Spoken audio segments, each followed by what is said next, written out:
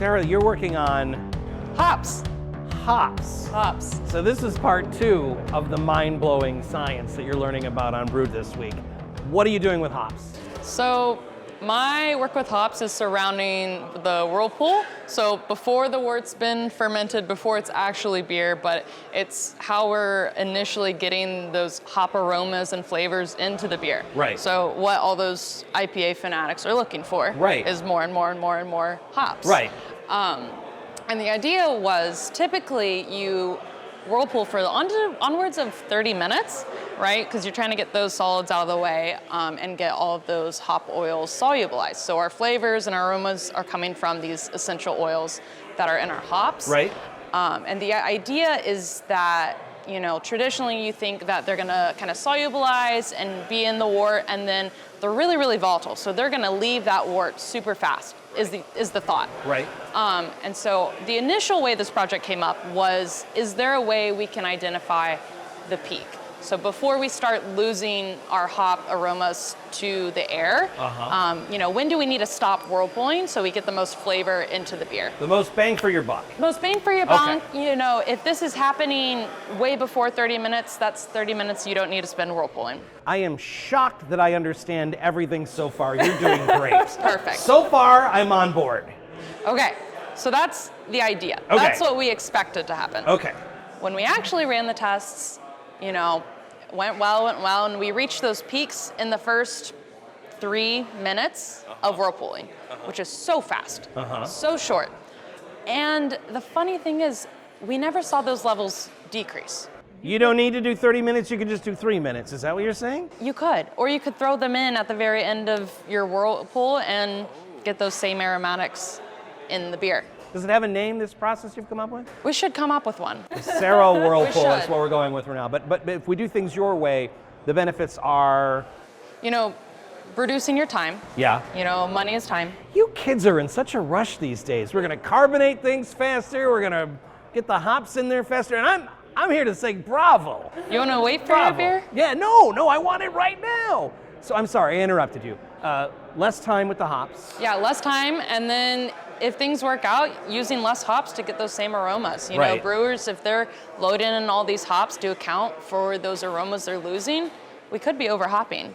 So if both of these ideas become the norm for brewers across the country and indeed the world, we will have saved resources and we will have saved time, but the beer will be just as delicious as it's always been. That is always the hope. Right? That's the plan. You have to understand how crazy that sounds. Like how, maybe you don't because you're in the middle of it and you're the brilliant minds that are behind this, but like, if this becomes a thing all over the world, like that's crazy that you're at the ground floor of it at Iowa State. It's hard to like think that what we're doing like might actually change the way that somebody else does something. Right. But like if it did, I think my mind would be blown. Okay, all right. And it's still early. Yes. Like how long do you think, is this 10 years away, 5 years away, 6 weeks from now? When does this start happening? Well, I mean, so we're hoping to have our initial paper published, and we've already filed for a patent for our work, and have the initial paper published by the end of the year. Right. Once we have finalized all of the data, we're really hoping to potentially partner with some of the local breweries around us in Iowa to start piloting this on their systems. Wow. So if that goes well. So that, I mean, you want to talk about proof of concept. Like if it's done on that sort of macro scale, then you're good to go. We can do it on a 2-barrel system here, Right. but doing it on an actual commercial process would really change the game for proof of concept stuff. What kind of blowback do you get from friends and family when you say, you know, I'm a graduate student and I'm learning how to make better beer? Because I can already tell, like, probably holidays are a nightmare. You got one uncle that wants to crack jokes or something. Like, has your family been supportive about going into this? I think so. Dr. Brown every once in a while makes a joke like, "Oh, your family must be so proud." Right. I mean, that's what I'm thinking about. Like, I mean, grad school's not cheap, right? So, like, in the investment and of your time and your energy and you're both working really hard. I mean, it's obvious. It looks like they're having a lot of fun, but this has got to be really hard, right? Sometimes it's harder than other times. It's funny because to your point of like our family, so I came into grad school with the intentions of working in biorenewable fuels, which I still do. Right. That's what I came to do, and this was something that I fell into and learned to love. So now all of my friends and family think that I only brew beer. Right. And I'm like, I promise that's not all I'm Right. doing. But She was going to go fix the world of its dependency on fossil fuels, but now she's making hops more efficient. I mean, I wouldn't have a problem with that, but you understand how some people could think, well, maybe that's a frivolous use of your brilliant brain. I'd argue I'm often received better when you bring beer with you when you talk about it. Well, there it is.